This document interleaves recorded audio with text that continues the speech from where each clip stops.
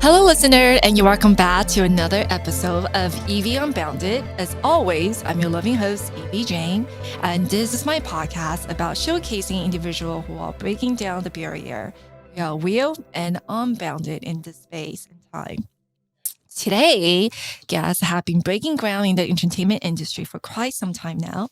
She's an American singer, songwriter, burlesque performer, and expert whistler. I need to ask her about that because I was like, what is a whistler expert?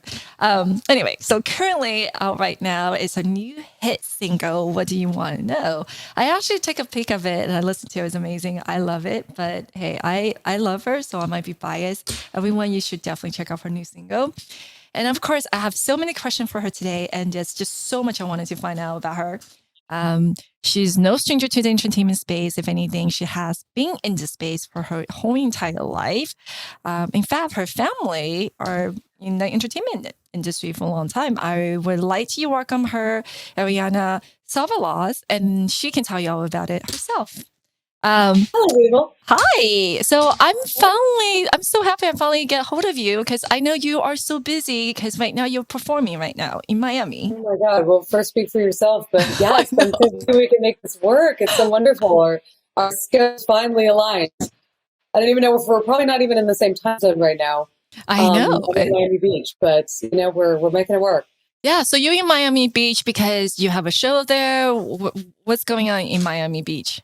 Yeah, so I am headlining a burlesque show here in Miami Beach. It is the most beautiful cabaret burlesque I've ever been a part of. It's called the Truth Cabaret, and it runs here at the Faena Theater here in Miami Beach. And we've been here for, the show has been going on almost 2 years now, which is amazing. So we're now in our senior year of the show. It's going to be finishing, I think, in September, September 10th. Be our last shows. Yeah, we just have another 8-week run here in Miami Beach, and then that's it. So you better come catch it before it's gone. If you're in Miami, everyone better check it out. It sounds great. I'm actually going to be down there next month, August. Time fly. I definitely want to go check it out. Yeah. I want to go visit you, and I love Faena. It's a great hotel, so perfect. It's like perfect for it. Wait, so it's such a crappy hotel, this poor place. I wish they'd really clean up their act. What is it, 5 stars? And the food's amazing, by the way. Don't go, because I want to make sure I get a reservation there. Yeah, for those of you who don't understand sarcasm, I think this is the most beautiful hotel I've ever stayed in. It's so gorgeous. And then it fit perfectly for what you're doing, the performance, actually, yeah. I think. Alan Faena, the owner, and I really have a lot in common as far as our artistic tastes are concerned. Pretty much anything that is ridiculously over the top, glamorous is something that both of us love and appreciate. So I walked into this hotel and you see these gorgeous, the paintings on the walls are so intricate and ornate and they're so glamorous. And I was like, okay, we'll get along just fine. We got this. Right? Yeah, for sure. So 100%. So is that relate to the whistler expert? I'm okay. Tell me. I'm sorry, everyone. I have no idea what whistler expert is, so I have to ask her. I have to get that out first. So what is that? So I think that it's something other people coined because I have never said. Although it's the one thing that I'm extremely arrogant about in my life. Everything else, I'm very humble. About my performances, but whistling is something that I'm really cocky about it. I'm really, really good at it. Really good. I don't know how. I don't know how to teach it. I don't know how I do it. But since I was 6 or 7, all of a sudden I just kind of opened my mouth and I was like, and I just was able to do it. And somehow it magically has come into every show I've ever been in. And the hilarious irony of my life is that I will sing in a show, I'll dance, I'll take my clothes off, I will sing my original songs, I'll play multiple instruments, and without fail, every single time somebody comes up to me after a show to shake my hand or to talk to me, they go, I have to tell you, the whistling was my favorite part of the show. And I'm like, really? I am sitting there butt naked. Like, really? That's your favorite part of show. How dare you? So it's you know Wow. it's the blessing and the curse of my life. The genius whistling. Well, I got to start TikTok. I'm missing out. that's your special talent. Yeah. Well, that definitely help with your music also, right? In some way. Well, does it help you with your singing, your voice? I mean, you have beautiful voice, by the way. You know, it has helped me. You know, the whole way that my whistling started in my shows actually was purely by accident. I had had an allergic reaction to something midway through a show, and I was with Postmodern Jukebox. I was touring with Postmodern Jukebox, my band that I began with and sort of started the success of my career. And we were on tour, and we got to the last part of the show, and my throat had closed up so tightly that I wasn't able to sing the last part of the show. So I had to whistle instead. So I Oh my literally was God. just, you know, instead of singing it, I just went, and all Wow, of a that is sudden really the good. audience started going insane. They started clapping so loudly, and I'm like, what the fuck? So Hey, that worked. yeah. And then the producer was like, yeah, you're going to do that in every show. I'm like, okay, great. Well, there you go. Wow. Mhm. No, but isn't that how life is when you like, eh, no one's, I mean, there's always going to something happen and you just have to be calm and Yeah, then try to come up with something and you discover, hey, that wasn't that bad. And then you discover a special talent that you have. And look, for sure. For now sure. everybody Yeah. call you the Totally by accident. whistler expert. It's like, wow, you know? So Good thing I lost my voice. wait, so when you came up with this new song, do you have to whistle in this song or any of the albums? Is the album that you come up with? You know, I'm just wondering. No, I don't whistle in any of my records. Okay, so tell me about this new song. What do you want to know? How did you wrote the song or how did the song come about?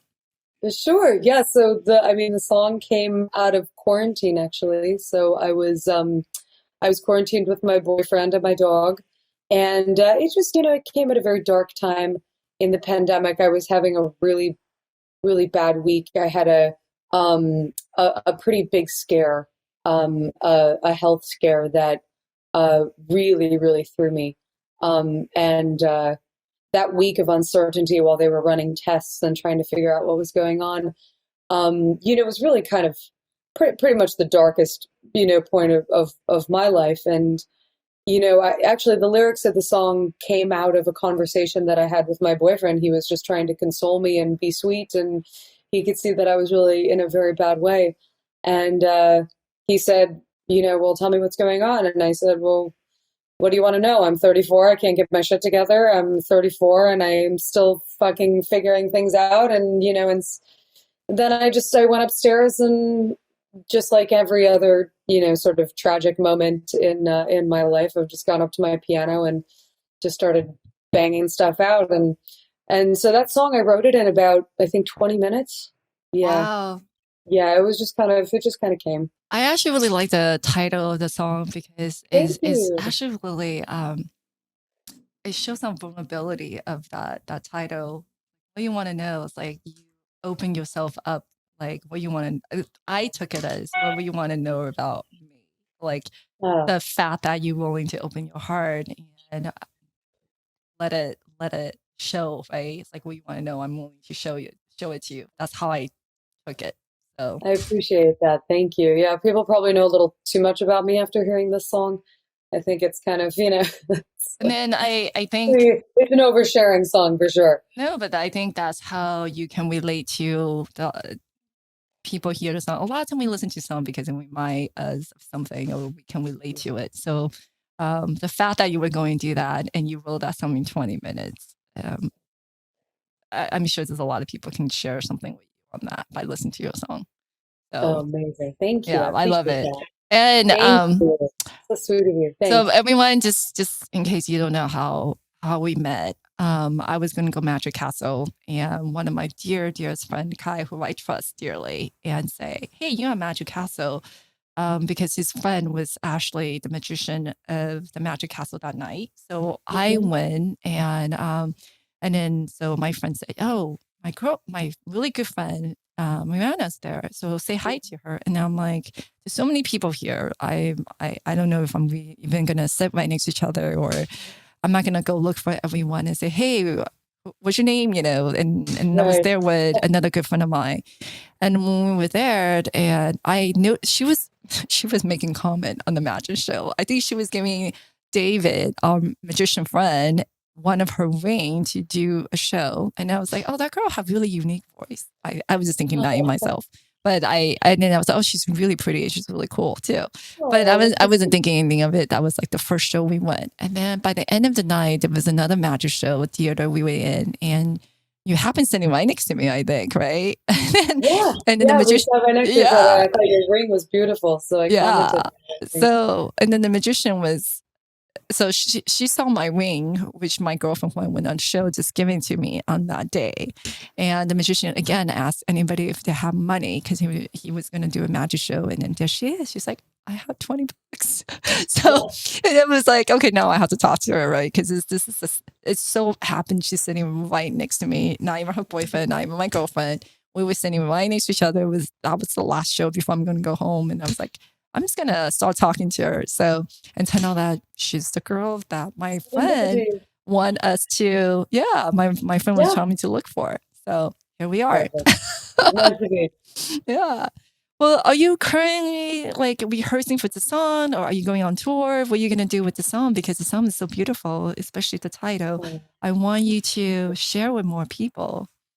Thank you. Yeah. Well, I'm just, promoting away, we're going to be here in Miami until September, and then I'll be doing some dates in the United Kingdom in October. So those have yet to be announced, but a lot of touring this coming fall. Lots of tour for the record, for the single. It's basically my whole life is just, sing, tour, release a song, repeat. No, I mean, that's a fun cycle, but that's pretty much all that's going on. But I think you're passionate about it, because it seemed like you've been in this industry for a long time. Do you always know you want to sing, or you started, you want to be a dancer? What was how you discovered you want to be a singer and compose the music? You wrote a song. Yeah. Yeah, I mean, I always knew I wanted to be an artist. I didn't know that I wanted to be a singer per se. Even though I came out of the womb sort of, with jazz hands, like I just, I didn't really know, because I grew up in musical theater, so I loved acting, I loved singing, I loved dancing. I was always a poet. When I was a teen, I was a bad poet, but I started writing poetry when I was a teenager. And that really, I think it's confusing. It's funny. Burlesque and cabaret is the one place where my diversity of talent is something that is actually a very desirable quality, rather than something people go, I don't know what to do with you, which is what I've heard my whole career, right? And my whole career has been, management and record executives looking at me and going, I think you're talented as shit.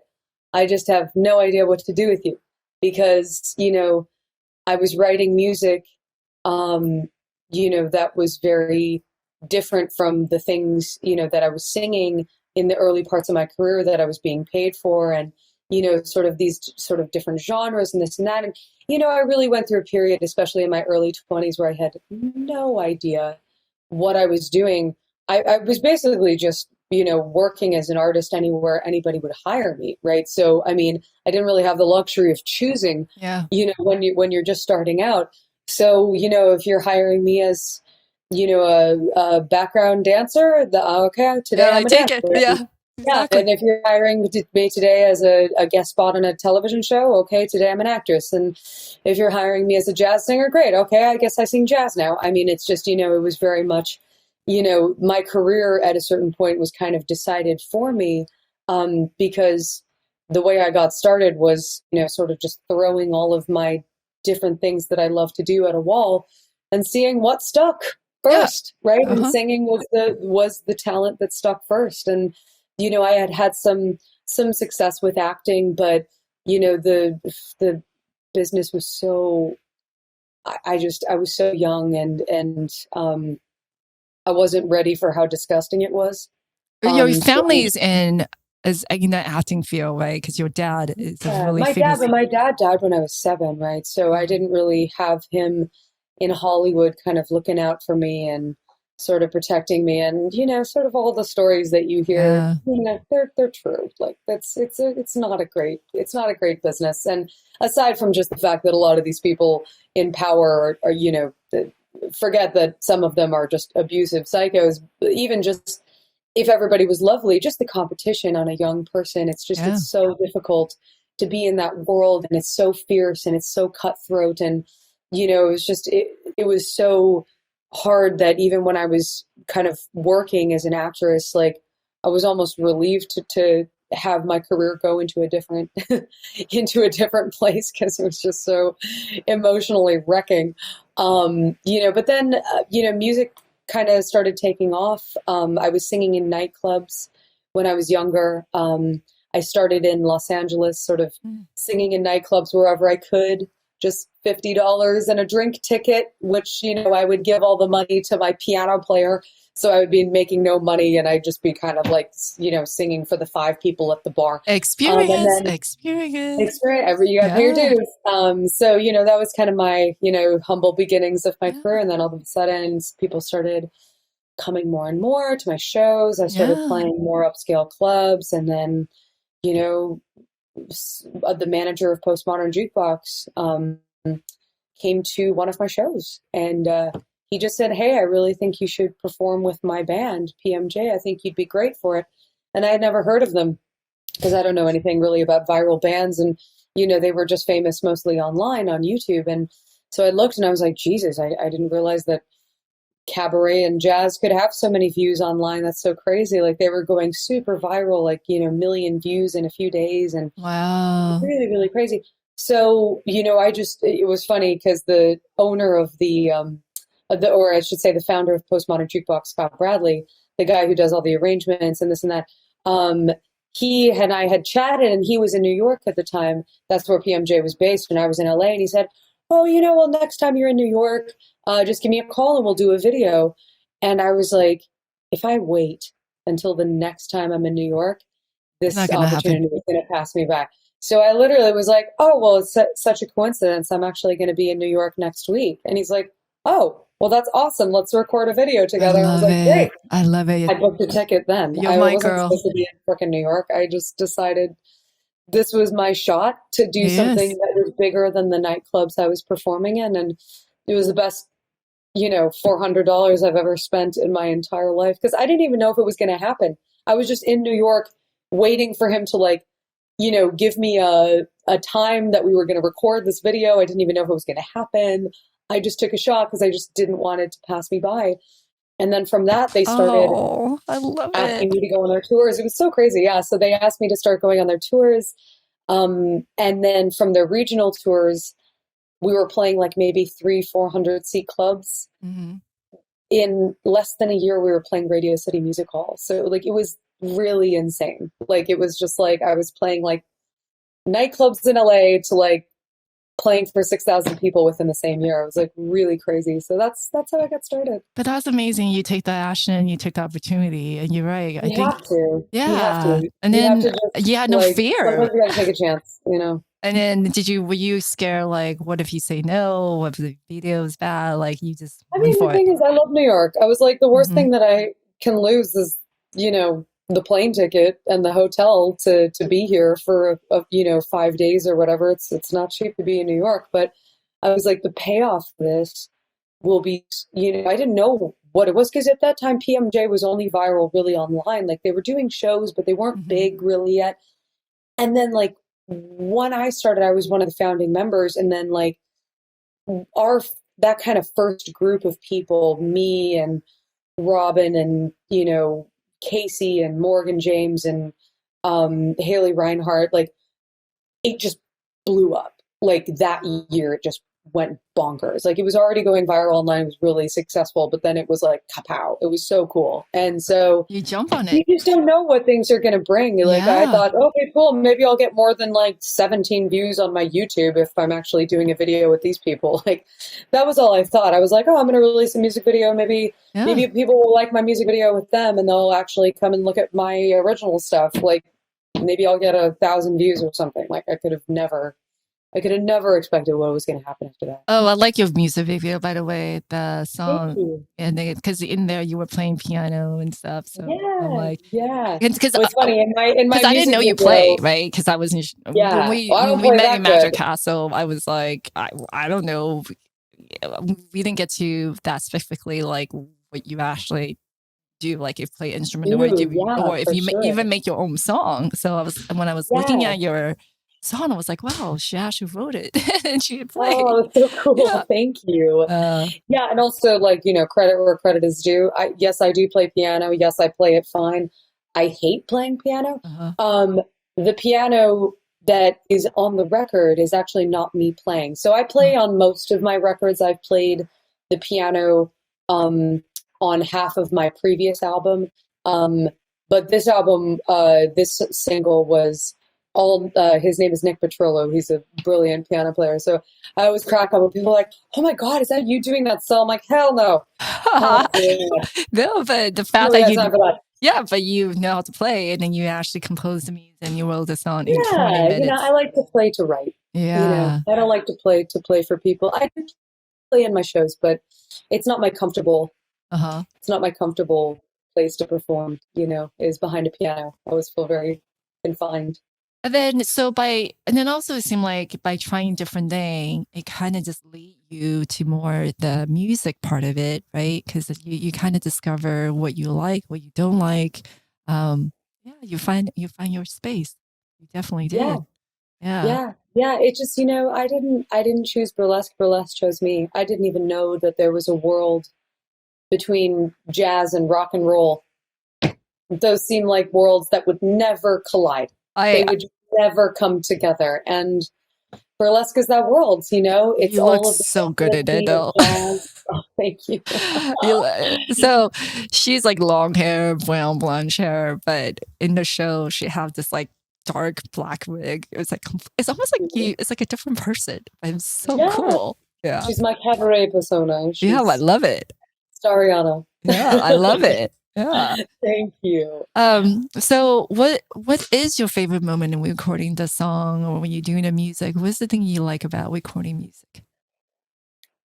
There's something really magical about songwriting for me because I really, just like with singing, just like with whistling, singing, I think you can really teach the technique of it. Songwriting, you can teach the basics for sure. There are real songwriting masters out there that can really teach how to do it. I'm just not one of them, right? So I don't actually know how I write songs. They just kind of come to you.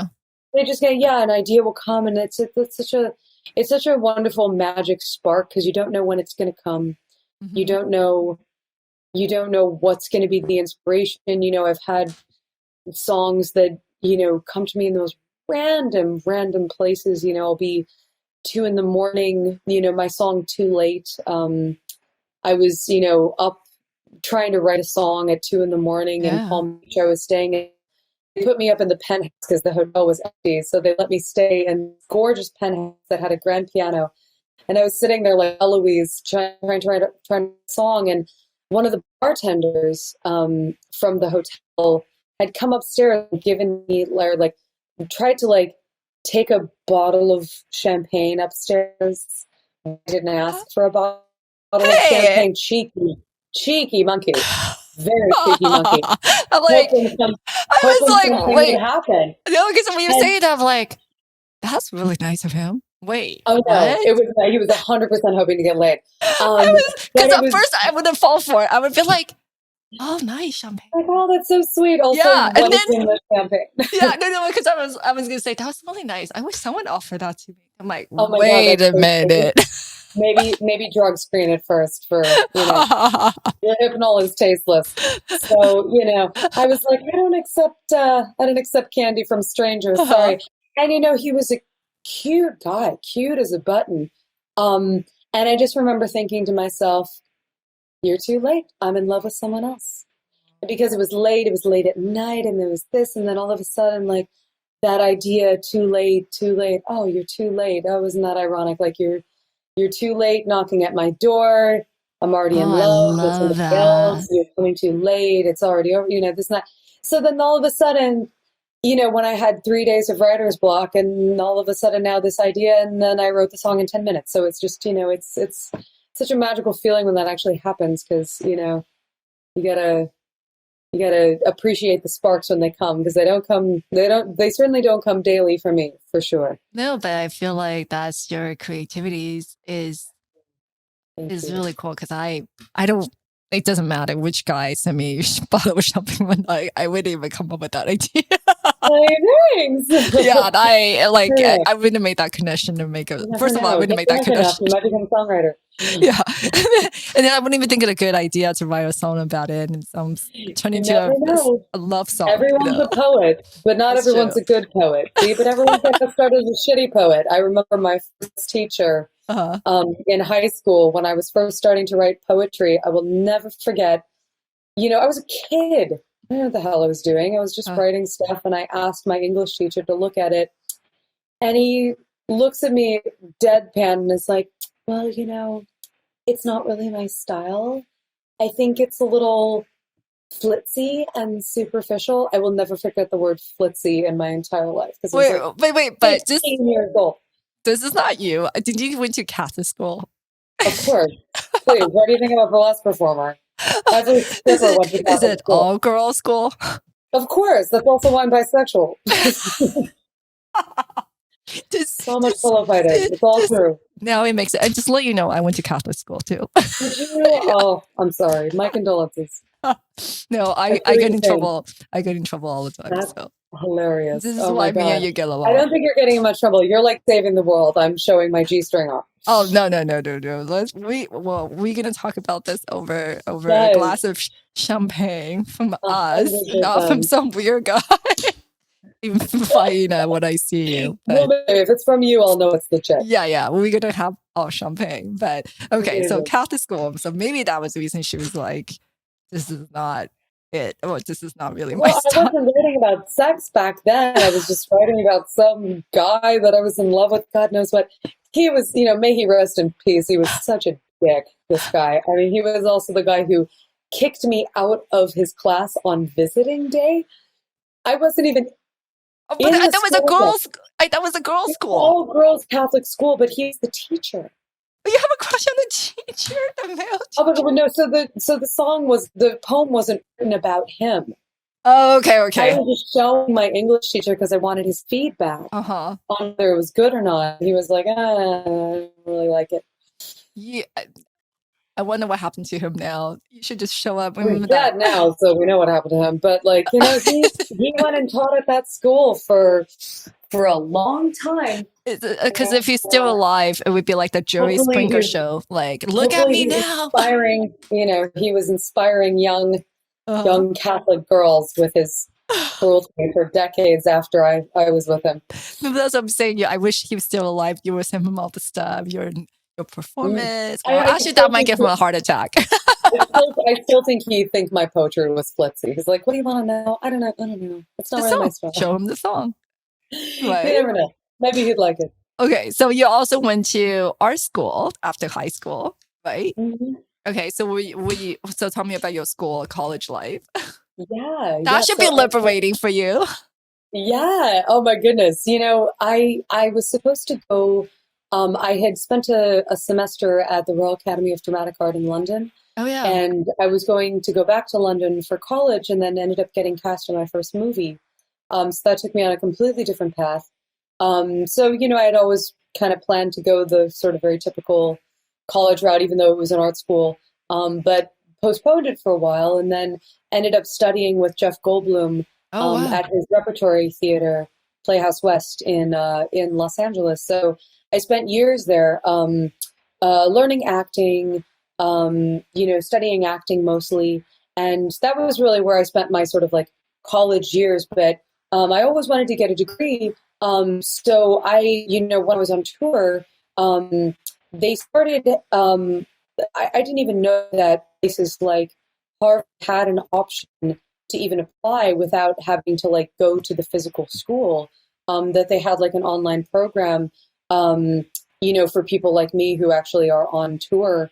So just on a that's whim, I cool. I didn't applied. know that either.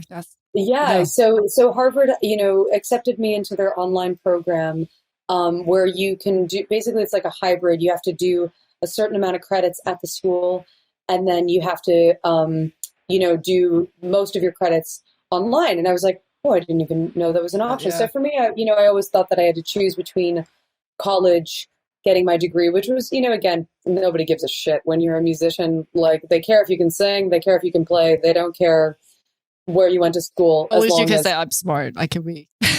yeah, well, I can read. maybe they'll screw you less if they know you studied law, but like, they're not gonna, Oh yeah, I'll nobody's talk gonna about not that. hire you. The Uh-huh. only thing, I think a lot of people, and nothing against art schools, they're brilliant and they'll teach you brilliant things. And if you're lucky enough to get into the Juilliards and the Yeah. Berkeleys, the connections alone after you graduate are really invaluable. The lessons that they teach are incredible. I have a lot of friends who are teachers there. I mean, they're brilliant teachers.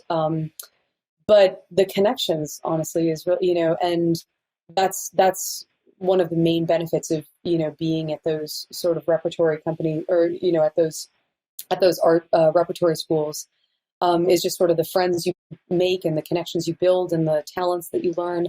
And I just kind of thought that I had to quit my existing career, to ever kind of have that sort of college experience. And then I found out about this program with Harvard, and decided to do that while I was on tour. So I That's took it very crazy. slowly because I was performing at night and then Mhm. studying during the day when I had my off time.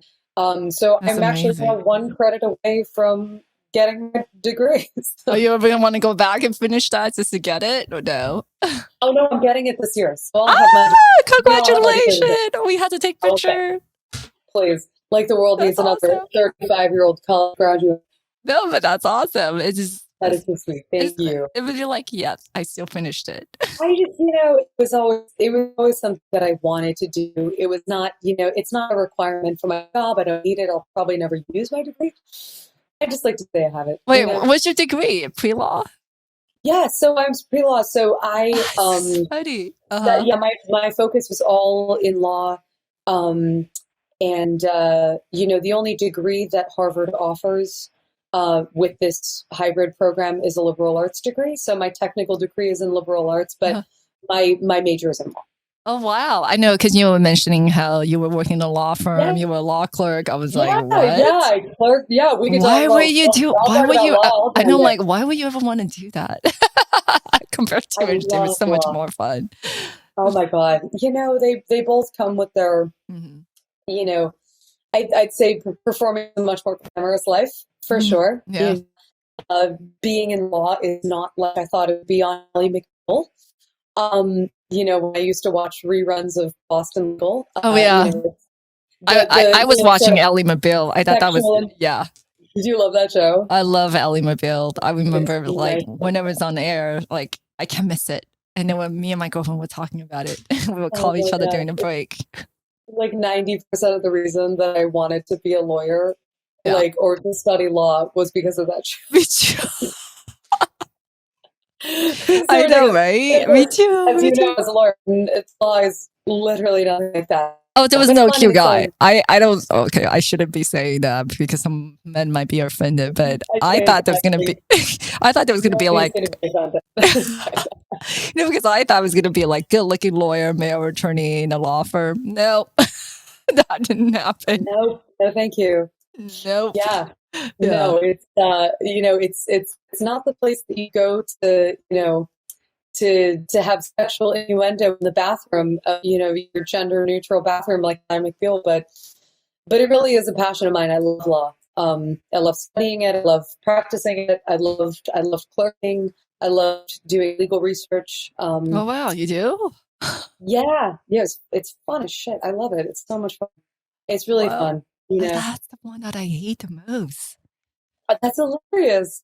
What Yeah. part of law actually like? What's your favorite part of like being law? Litigation when you go into court. Because it's almost like Yeah, a for sure. performance, right? Because you're doing, Yeah, you're preparing for the show. exactly. You're doing a show for everyone. And Mhm. yeah, I think that's the part that I like. But Legal Yeah. research, paperwork, I find it very boring. Oh, the paperwork is so, yeah, that's why you give the paperwork to the, Yeah.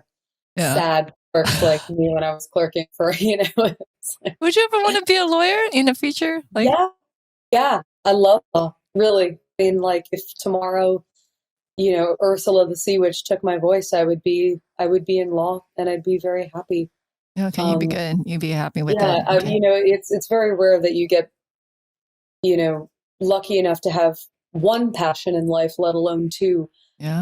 But it was something that I didn't even know that I would love until I, started. So I have a funny sort of history with law, I would say, because I had studied it while I was on tour, never actually had a job in law ever because I'm a performer. I mean, I've thankfully been very lucky to be a successful performer. So there was no reason for me to go get a day job and then go, do this and that. I've been making my money as a performer for a decade. So, it just wasn't really, it would be kind of an odd thing for me to then just, take, 6 months or a year and go be a lawyer or whatever, go study law.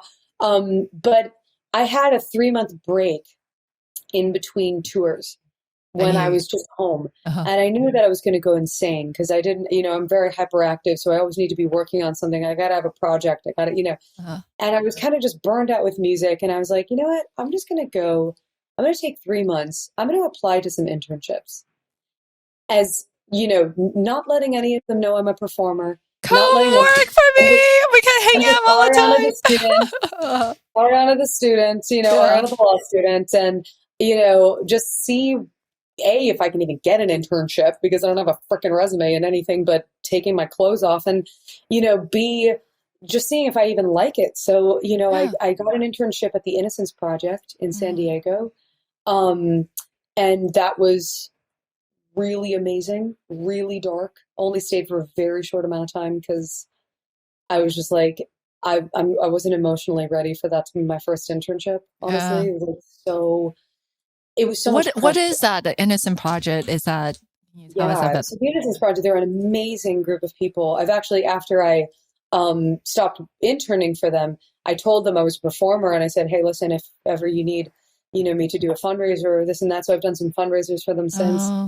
They're a brilliant, brilliant organization, and they are an advocacy group that represents wrongfully accused prisoners who are spending time in prison for crimes they didn't commit.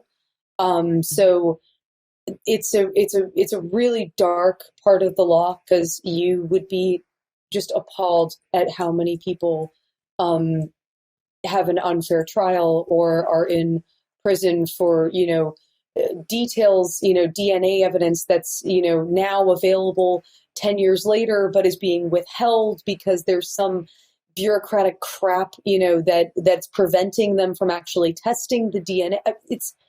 I could go on and on about how absolutely fucking unfair. Yeah, can you imagine 10 years of your life as being... Oh my God, no, I mean, these are people, so we only accepted cases, they would only even entertain cases where the person was looking at, I think, 20 plus years in jail, right? So they were already sentenced to jail, they were serving their time, and currently incarcerated, right? So we were getting as interns, the job was it's very difficult, right? Because what we were doing was we were basically the pre-screeners.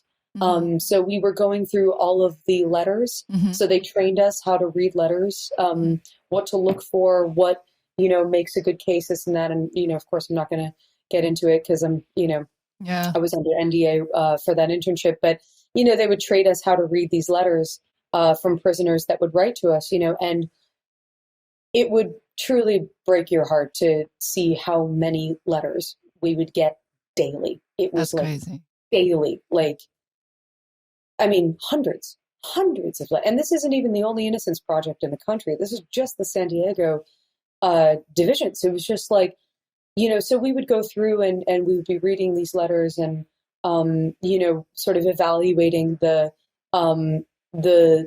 case to see if there's a potential for us to assist and, going into sessions with the legal team and, being a part of their strategy sessions. And it was unbelievable. Like I learned so much. It was such a cool experience. But for my first internship, it was so dark. I was coming home crying every day. I was just my poor boyfriend. I mean, I was just coming home an emotional wreck every single time I'd come home. And I was just like, I need to work my way up to this. Like eventually I will build a thick enough skin to handle this kind of stuff. But for your first blood, it's so much pressure. It's so much thank pressure. you. Like I learned that. Wrong. Yeah, I didn't know You do something wrong and somebody's in jail for the rest of their lives. I didn't know we have this much of water and just in San Diego. Thousands. It's insane.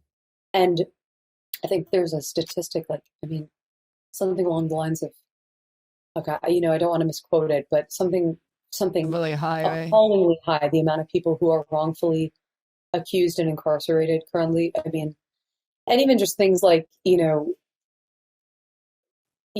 like DNA testing that wasn't available decades ago, that is now, and then even just trying to get those results. You would just think that would be the easiest process in the world to be able to just, to just run it, test it, But when somebody's been in jail for so long, and so many asses are on the line for potentially wrongfully putting this person in jail. There's so many hoops that you have to go through just for the simplest of procedures. It's just, it's really eye-opening. These are all things you can read about. These aren't things that I necessarily even learned at the Innocence Project. They're just things that I read about once I left. It's appallingly dark. But they're doing God's work there. They really are. I mean, they're amazing. Well, we need more people like you. At least that's you need more people like them. I didn't have the skin for it. They're doing this every bloody day. These lawyers are, they're incredible. Like they're just the coolest people. No, but at least you share this information with all of us. To be honest with you, I have no idea. It's something to look into. It's not a partisan thing. It's not a political thing.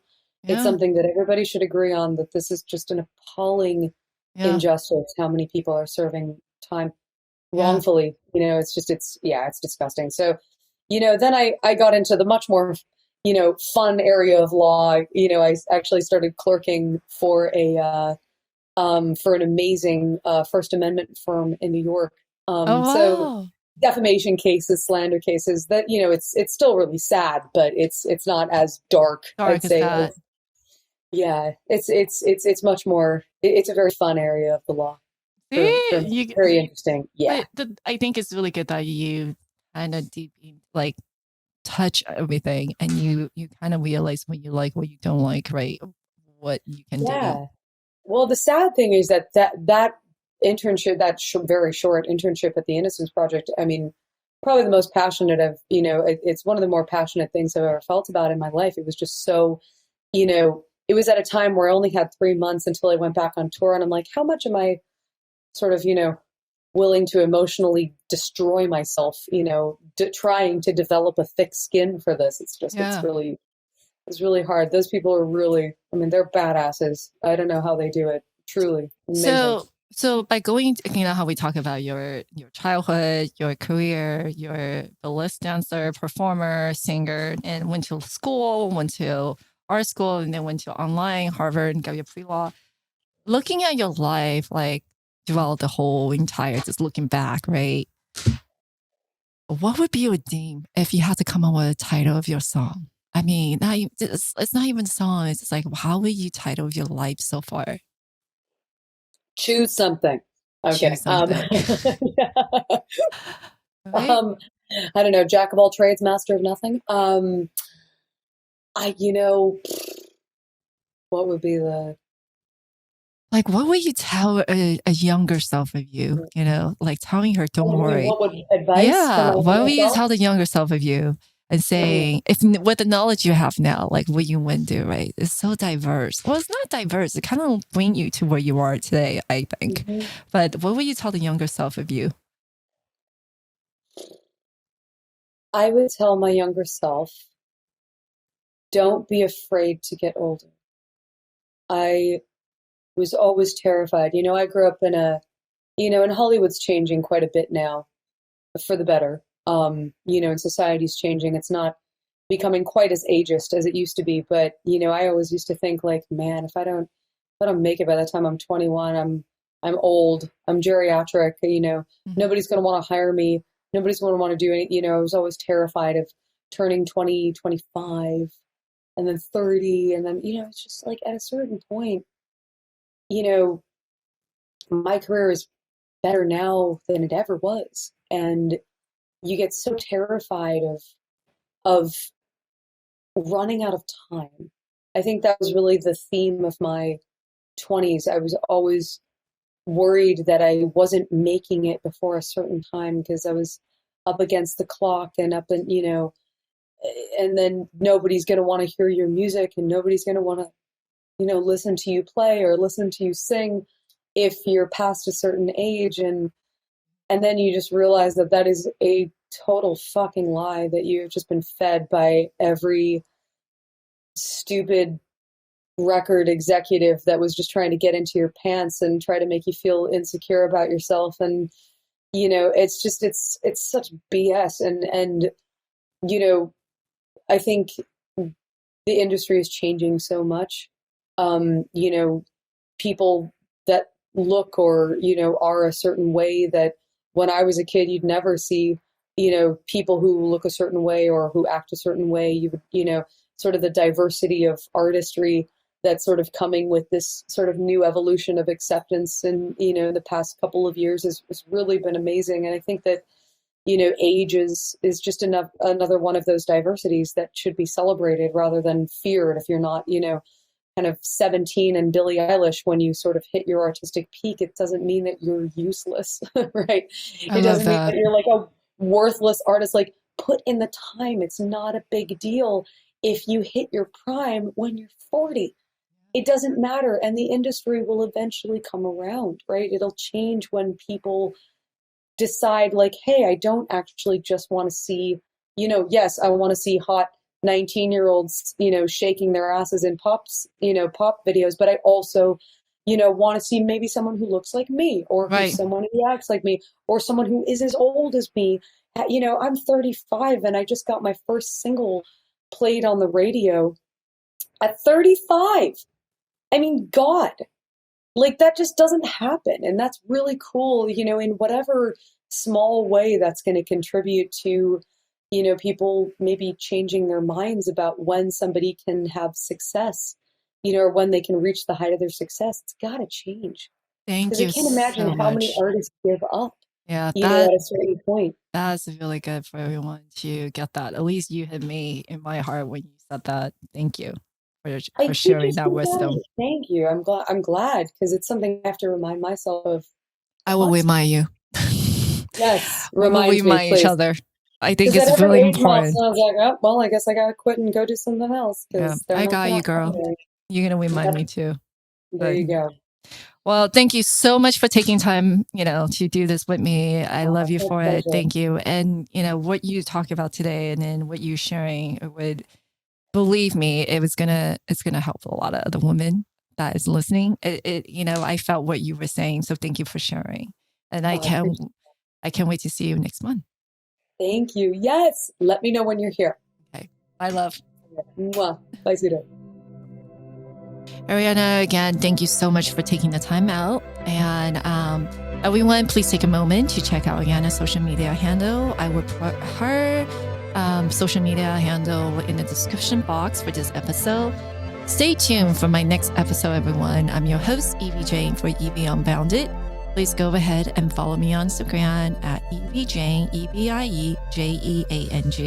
Remember to subscribe, like, comment, and share. Thank you.